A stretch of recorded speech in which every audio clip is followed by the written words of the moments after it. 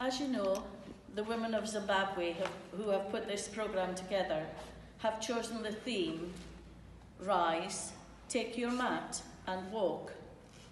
And I'm sure most of you would think immediately about the time when Jesus was alive and walking on this earth, and when he was performing miracles.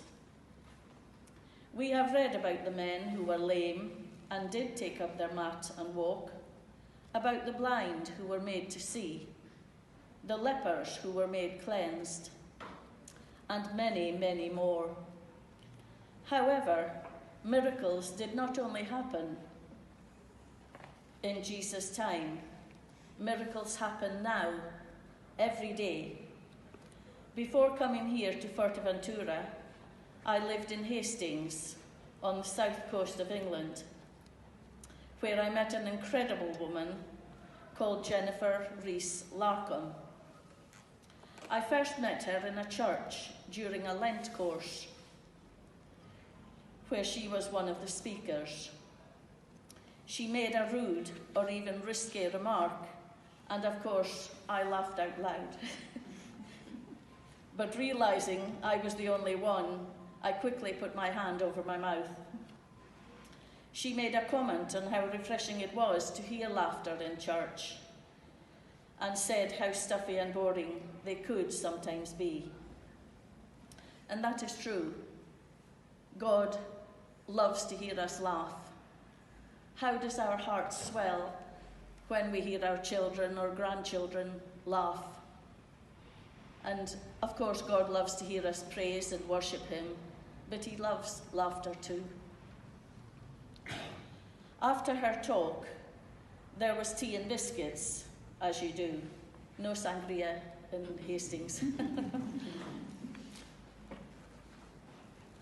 And she came up to me and said I had made her evening, as that there should be more laughter in church. It was then I realised how not only did her face smile, but her eyes smiled too. Many months later, some ladies from my church decided to go on a weekend retreat where Jennifer was one of the speakers. She talked about her life as a housewife and mother, married to a school teacher, and having 6 children. She had written several children's books, and she was a devoted Christian. When her youngest child was 4 years old, Jennifer contracted viral encephalitis, which causes inflammation of the brain, and in some cases, it causes permanent brain damage. But in Jennifer's particular case, she was confined to a wheelchair. And as you can imagine, life was extremely difficult for a mother of 6. She prayed endlessly for healing and went to every healing service that she could find, but it was not to be. I remember being at her house one day, and we walked around her garden. The gate opened up onto a field, and she told me about the time when she was there in her wheelchair, when her eye caught a large cow pat.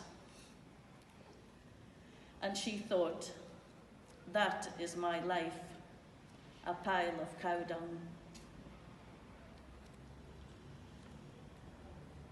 And she screamed at God for not healing her. However, she knew that one doesn't always get what one wants.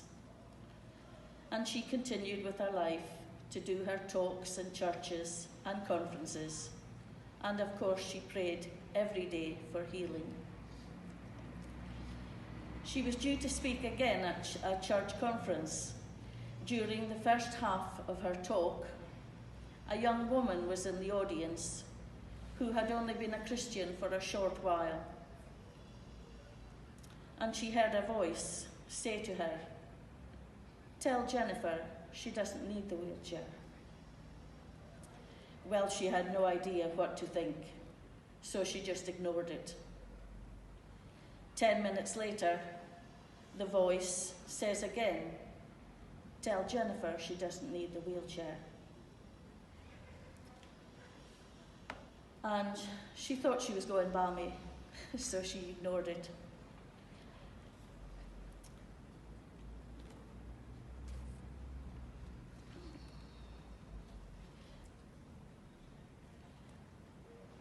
During the half-time interval, she mentioned what had happened to a minister who was there, and he said, "You must tell Jennifer."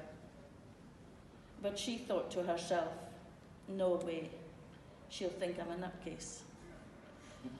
It was soon into the second half of the talk when the girl heard the voice once again.